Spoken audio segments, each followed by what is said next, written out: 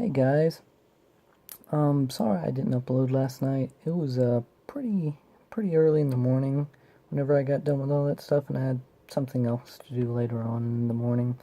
So I decided to take a couple hours of sleep and upload a little bit earlier tonight. Still not early, but a little bit earlier than I usually do. And I want to upload a little bit earlier.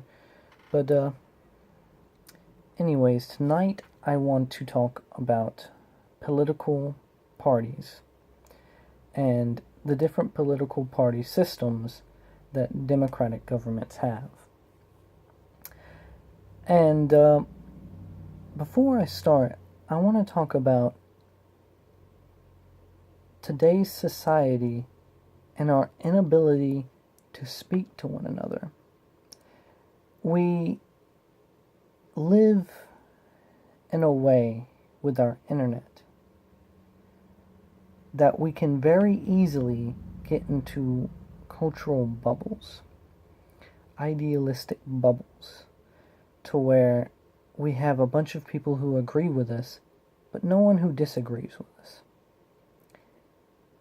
And if you're trying to convince someone of your point of view, then it makes it very hard for you, because whenever you just tell everyone they're stupid or they're ignorant, you're not convincing anyone. You usually come off as arrogant or ignorant yourself. It is a much stronger argument to listen to someone else's opinions, to see where they're coming from, and then form your argument around that. And if someone says something that can just destroy your argument, is it an argument that's worth having? If it is, take that, go back, and make your argument that much stronger. And if we can all do this, we can finally come to the correct answer, the solution to a problem.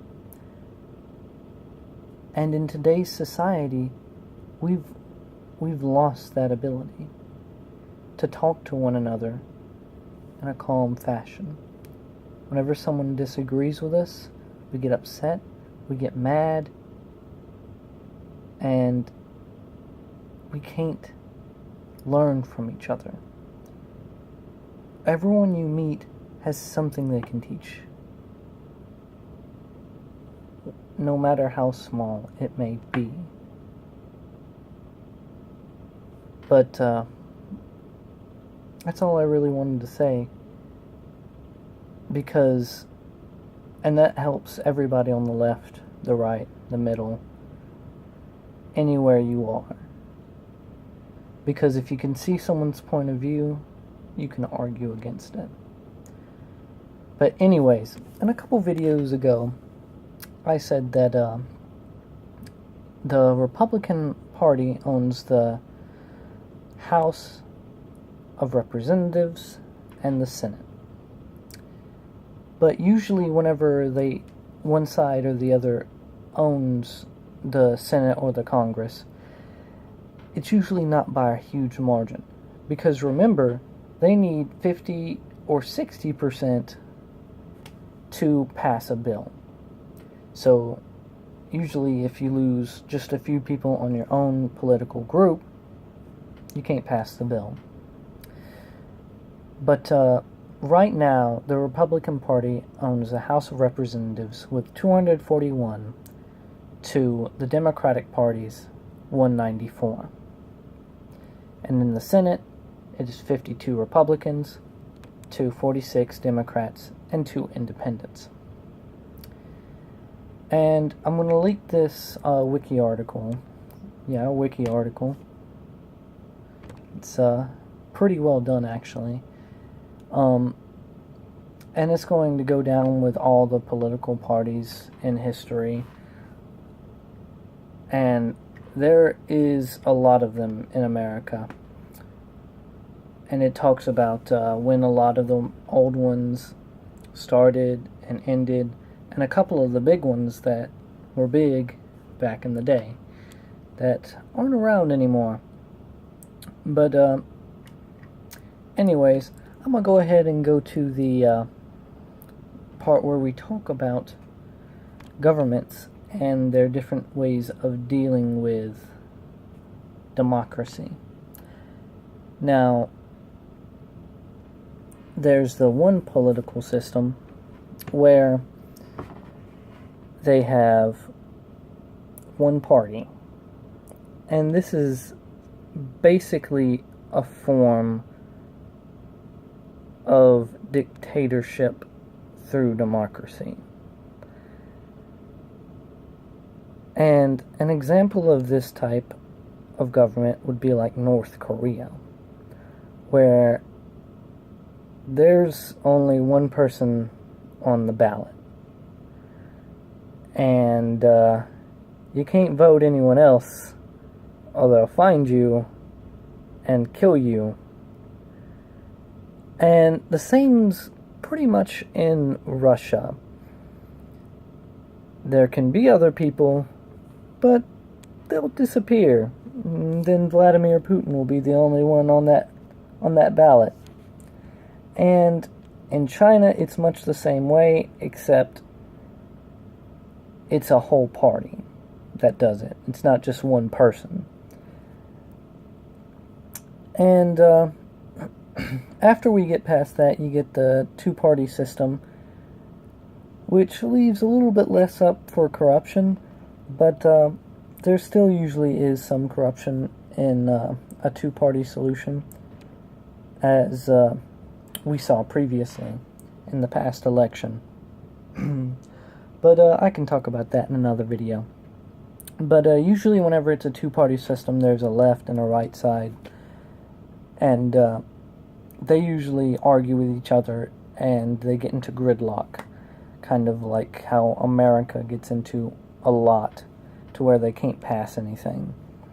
And that's usually good for a government to not pass things, because sometimes you get some crazy bills there. But the last party system is a multi-party system, and what they have is multiple parties that run, and they fill the seats. Whenever they get together, no party is strong enough to make a bill and pass it. So they come together as conglomerates to pass a bill. And in these type of governments, they usually pass more bills than in the two-party or one-party system, because they're able to come together and overpower any other people who aren't together. And this one's actually shared by a number of countries, including, but not limited to, Australia, Canada, the People's Republic of Bangladesh, Pakistan, India, Ireland, United Kingdom, and Norway. And this site says that it's a better way of governing, but I would disagree. But that's pretty much all I want to say. I will, of course, leave links in the description, along with a Google search of different graphs that you can look at of political spectrums, so you can kind of see where these political parties line up. It's not particularly important to align yourself with a political group, because whenever you do, people are going to judge you by that political group. You say, oh, I'm right-wing. Anyone on the left's not going to listen to a word you say. Oh, I'm left-wing. Anyone on the right's not going to listen to what you say. Oh, I'm centrist. Well, neither of them's going to listen to you now. So, being aligned with any kind of party doesn't really help you that much if you're trying to have a discussion. But it's good to know where they line up, so you kind of know where they're coming from. But no one really agrees completely on anything, because that's just how the world works. Everyone has disagreements. Anyways, that's all I wanted to say. This is the first video y'all actually get to see my face, except for that picture. But if y'all think I'm ugly, leave it in the comment section. And if y'all disagree with anything I say, go ahead and leave that down there. We can have a discussion about that. And I should see y'all tomorrow. Have a nice night or day.